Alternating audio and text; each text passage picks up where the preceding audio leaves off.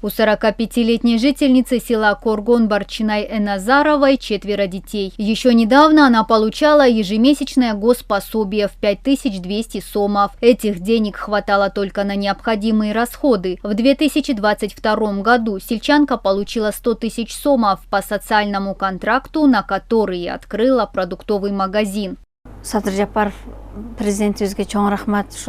Я благодарна нашему президенту за социальный контракт. Мы получили 100 тысяч сомов, закупили продукты и взяли в аренду небольшой киоск. Стали понемногу зарабатывать. Вначале ежемесячный доход был 10 тысяч сомов, но потом мы начали расширяться. И теперь помимо продуктов питания мы продаем одежду.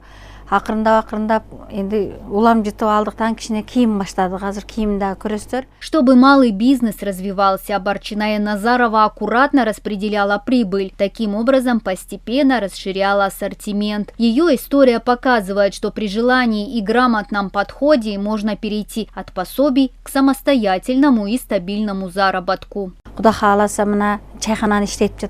Кроме того, мы открыли чайхану. Сюда приходят все сельчане, кто не успел приготовить еду дома или кто просто хочет поесть у нас. Мы готовим шашлыки и много других блюд. Мы очень рады, что у нас все получилось. Спасибо государству за поддержку.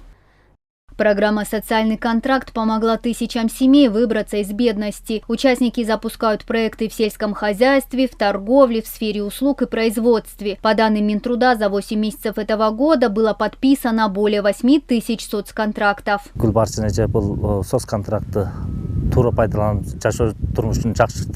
Работа нашей сельчанки – пример серьезного подхода к реализации социального контракта. Деньги были правильно ею использованы. Это и привело к повышению уровня жизни. В нашем селе имеется 67 проектов по социальному контракту, и все они достигли успехов.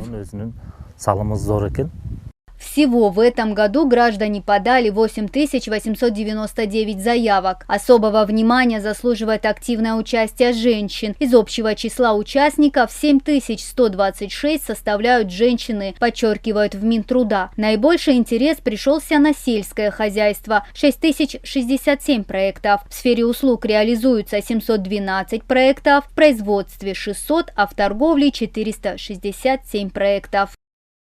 Мадина Низамова, Улан Макамбаев, Адыл Оразалиев, Таты Бюбю Кенджи Акунова, Эльтер, Баткенская область.